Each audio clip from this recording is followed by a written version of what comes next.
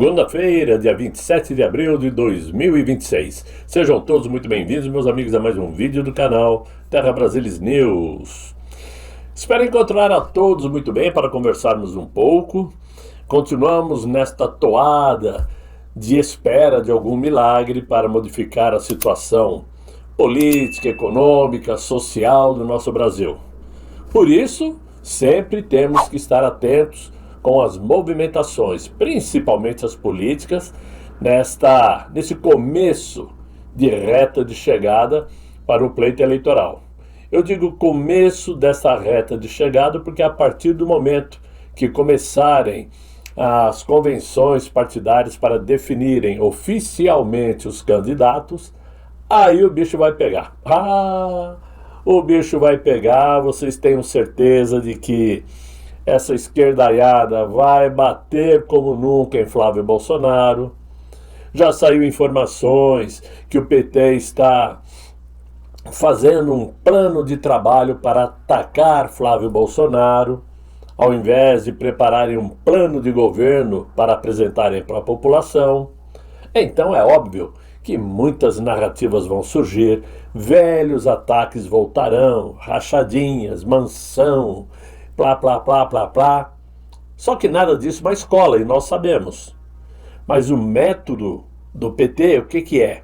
Manter na coleira aquele grupo de militantes petistas. Eles não querem perder aquele grupo que eles já criaram, principalmente uma grande parte que está no Nordeste e Norte do Brasil. Muito bem. O PT sabe que no Sul, Centro-Oeste, eles não têm a mínima chance de bater Flávio Bolsonaro. Todos os índices de pesquisas mostram que o Flávio bate o Inácio tranquilamente.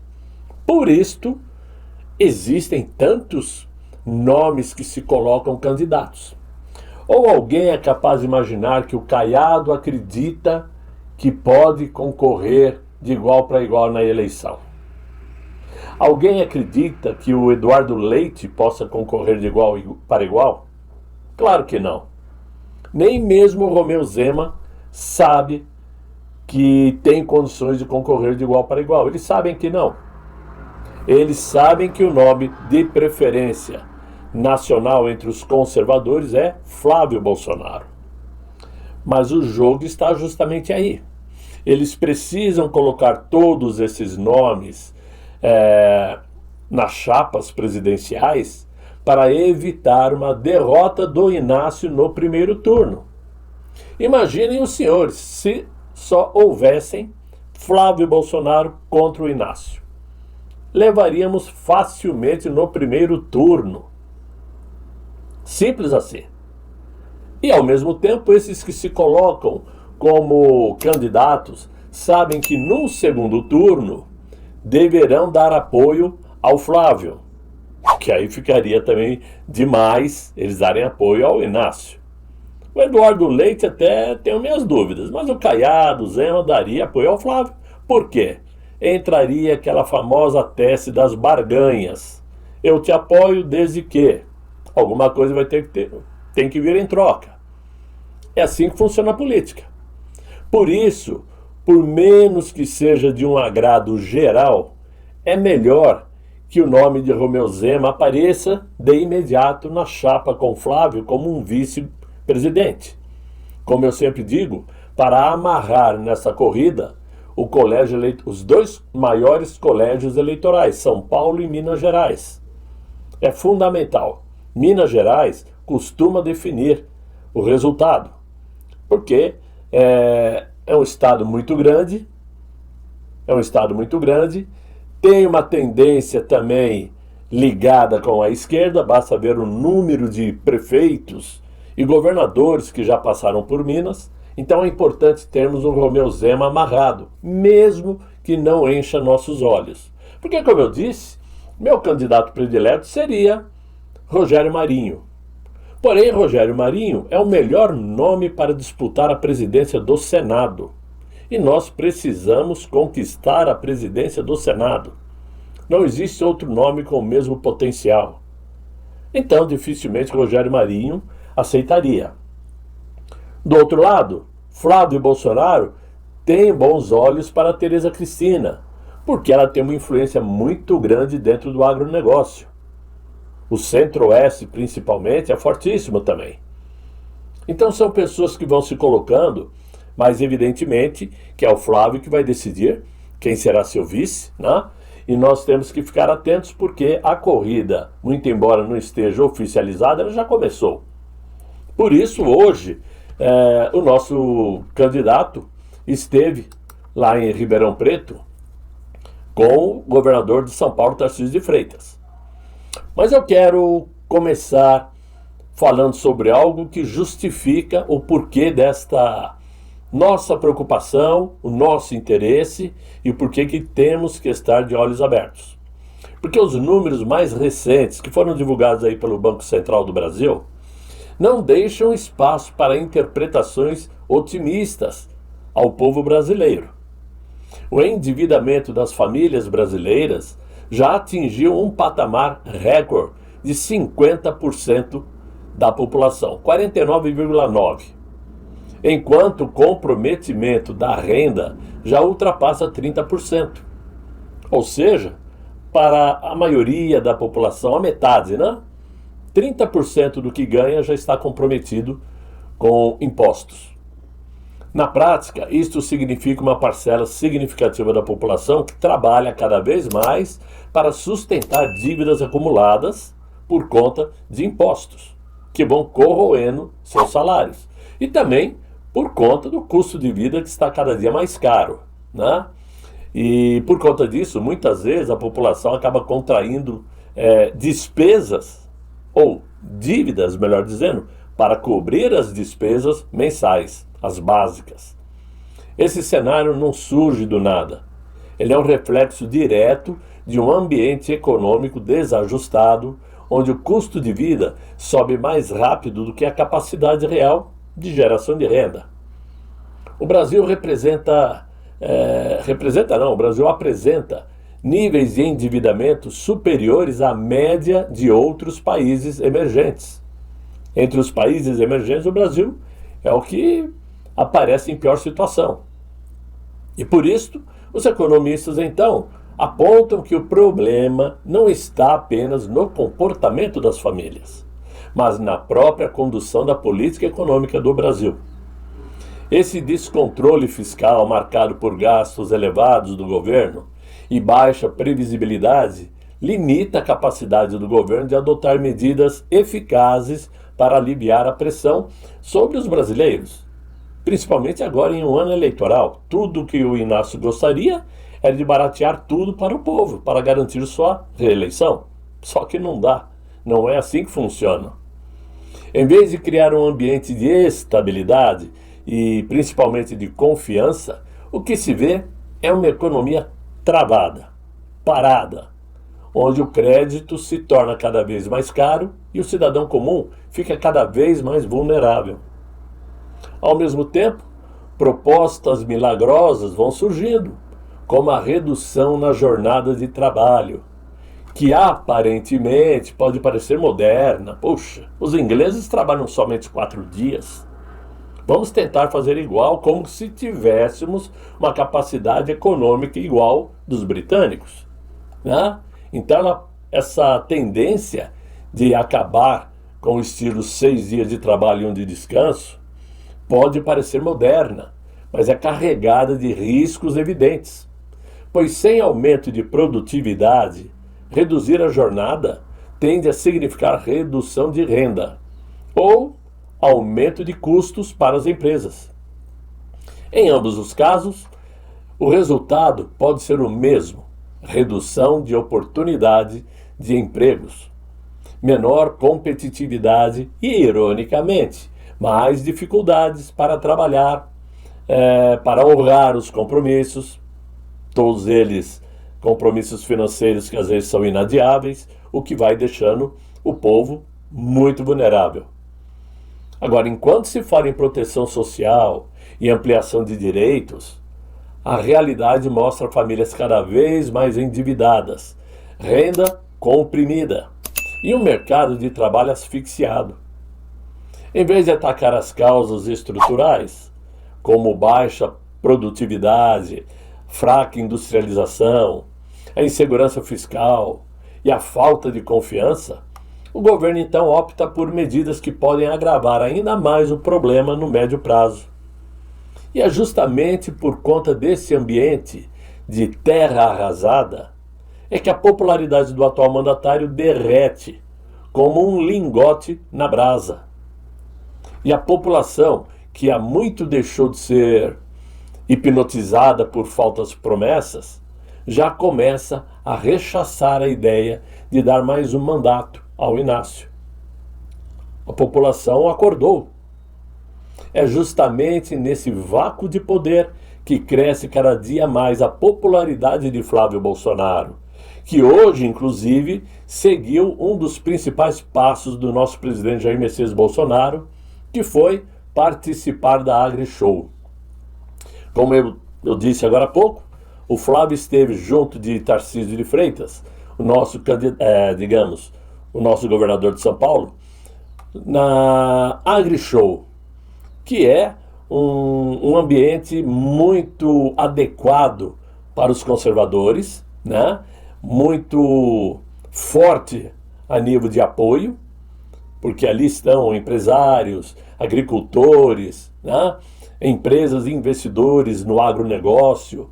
Então é um ambiente propício para o Flávio elevar seu nome.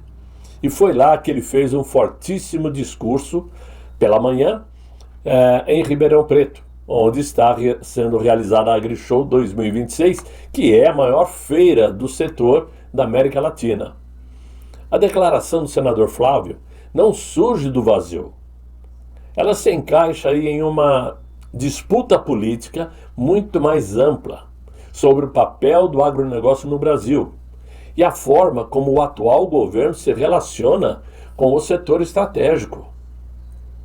Ao afirmar que o agro estaria sendo tratado como um lixo pelo atual governo, Flávio Bolsonaro não apenas criticou medidas pontuais, mas apontou o desalinhamento entre o poder público e um dos pilares da economia nacional, que é o agronegócio. O agronegócio, inclusive, que ganhou força ao longo das décadas com o apoio decisivo de instituições como o Embrapa, né? E deixou de ser apenas um setor produtivo para se tornar um elemento central da estabilidade econômica brasileira. É o agronegócio que garante a entrada de dólares e, em momentos de crise, funciona como uma espécie de colchão que impede desequilíbrios mais graves na economia. Então, criticar ou sinalizar insegurança nesse setor, como faz o atual mandatário, tem implicações que vão além da retórica política, pois toca diretamente na percepção de risco econômico do Brasil. Inteligentemente, o Flávio Bolsonaro se posicionou como porta-voz de grande parcela do agro, que se sente, sim, pressionada por regulações ambientais mais rígidas, incertezas fiscais ou discursos considerados hostis por parte do governo federal. Então, a estratégia é muito clara: transformar esta insatisfação em capital político, especialmente em um ambiente como a AgriShow, que reúne produtores, empresários, investidores do setor e etc. Talvez os mais jovens, aqueles que nasceram, digamos, da década de 90 para cá, pensem que o Brasil sempre foi chamado de o celeiro do mundo e que o órgão Embrapa tenha sido apenas mais um órgão para criar cabides de emprego. Estão totalmente errados. E por isso vou contar uma história aqui que é muito importante para quem ainda não sabe, né? Porque no início da década de 70, no governo do general Emílio Garrastazu Médici, o Brasil carregava uma contradição difícil de ignorar. Nós tínhamos um território vasto, como sempre tivemos, fértil, mas incapaz de garantir plenamente a própria segurança alimentar. E essa realidade incomodava um governo que já pensava o Brasil sob uma ótica de soberania e da autossuficiência. Foi daí, então, que depois de muitos estudos por técnicos, que surgiu a criação do Embrapa, ou da Embrapa, para tentar encontrar o papel do Brasil diante do mundo. Depender de importações de alimentos não era apenas um problema econômico, e o raciocínio era direto. Uma nação que não controla sua produção de comida pode ser pressionada, influenciada ou até desestabilizada por fatores externos. Ao mesmo tempo, a agricultura brasileira ainda operava com baixa produtividade, presa a métodos tradicionais e longe do nível tecnológico que já se via em países desenvolvidos. Então o Brasil não possuía tecnologia adequada ao seu ambiente. E por isso, regiões inteiras como o Cerrado brasileiro eram vistas como praticamente inúteis para a agricultura, quando na verdade sempre esconderam um potencial gigantesco ainda não explorado. E foi justamente esta lacuna que levou à decisão de criar a Embrapa, uma instituição que foi capaz de pensar a agricultura brasileira a partir de sua própria realidade. O Cerrado, que antes era desprezado, transformou-se em um dos maiores polos agrícolas do planeta. A produção cresceu, a dependência externa diminuiu e o Brasil passou a ocupar uma posição de destaque no mercado global de alimentos. Então, a criação da Embrapa refletia um momento em que o Estado brasileiro, sob o regime militar, já pensava a longo prazo, com uma lógica que ultrapassava interesses imediatos. Não se tratava apenas de produzir mais, mas de redefinir o que o país era capaz de produzir e qual papel poderia desempenhar no cenário internacional.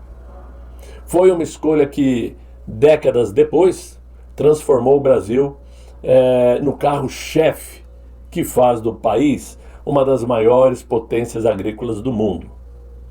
Na pecuária, especialmente, a atuação da Embrapa também foi revolucionária. A instituição aprimorou o melhoramento genético de raças bovinas, evidente, adaptadas ao clima tropical, como, por exemplo, o cruzamento entre zebuínos e europeus, aumentando então a produtividade de carne e leite. Além disto, desenvolveu técnicas de manejo de pastagens que elevaram então drasticamente a eficiência por hectare. Além disto, outro ponto pouco discutido, mas crucial, é a integração lavoura, pecuária e floresta. Este modelo permite usar a mesma área para diferentes atividades ao longo do tempo, recuperando solo, reduzindo emissões e aumentando produtividade. Por isso, o agronegócio hoje representa a maior parcela do PIB brasileiro. E por isso, sem o Embrapa, o Brasil teria mais dificuldades em sustentar sua moeda, equilibrar suas contas externas e exercer influência internacional via exportação de alimentos. Países dependem do Brasil por abastecimento e por isso temos relevância estratégica. Isso é importante porque em um mundo cada vez mais preocupado com segurança alimentar, a produção alimentar se torna fundamental. Então, meus amigos, eu contei essa história para que as pessoas que ainda não se deram conta de como foi fundamental um governo militar no Brasil, transformou o Brasil em uma potência agrícola, pelo menos. Sem contar, como eu já disse em alguns vídeos dias atrás, que naquele tempo tínhamos empresas como a Engesa, que exportava tanques para Israel. Tínhamos empresas aéreas, Transbrasil, Varig, VASP, enfim, muitas empresas, fábricas de caminhão, fábricas de automóveis no Brasil, tudo isso em um governo de regime militar, que foi só sair, todas essas empresas desapareceram. E se algum dos brasileiros, alguns dos brasileiros que costumam ler notícias nos jornais, podem dar graças ao Mobral, que também foi criado no governo militar e ajudou muitas pessoas a se alfabetizarem, mesmo não tendo ido à escola. Como muitos brasileiros não tiveram chances realmente de frequentar uma escola, porque viviam em locais muito distantes de algum grupo escolar, não tinham condições de se manter numa escola, não tinham condições de comprar o material, por isso muitas pessoas não se alfabetizaram. Mas o Mobral ajudou. É importante que a população, principalmente os mais jovens, saibam dessas histórias. Devemos contá-las diariamente para ensinar esses jovens que o Brasil não é um conto de fadas, porque o PT assim entende que não vai ser legal ter 2 dias de folga no Brasil porque a lei determina, porque isso vai trazer muitos estragos para o Brasil. Por isso é importante sempre trazermos de volta informações que mostram que no passado tínhamos sim uma vida melhor, uma qualidade de vida melhor, mais segurança, mais empregos, PIB maior, né? Porque havia responsabilidades nos governos. Pois só começar o regime civil, nós estamos nessa situação que estamos hoje. Por isso é importante Flávio Bolsonaro ganhar essa presidência, tentar colocar de volta todo o aprendizado que ele tem com o seu pai Jair Bolsonaro e quem sabe fazer do Brasil novamente um país justo, um país honesto, conservador que defende pátria, família e Deus. É nisso que apostamos. Por isso a importância de trazer informações, às vezes nem tão recentes, mas que são fundamentais e estão esquecidas na história. Ok, meus amigos? É o que eu tinha para vocês nesse vídeo de hoje. Eu espero que vocês tenham gostado.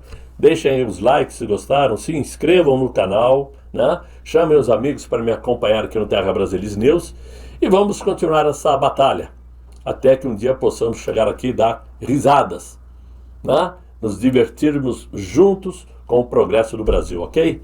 Desejo a vocês todos um excelente final de noite, muito bom descanso e até amanhã, se Deus quiser, e Ele há de querer. Fiquem bem, fiquem com Deus. Tchau, tchau.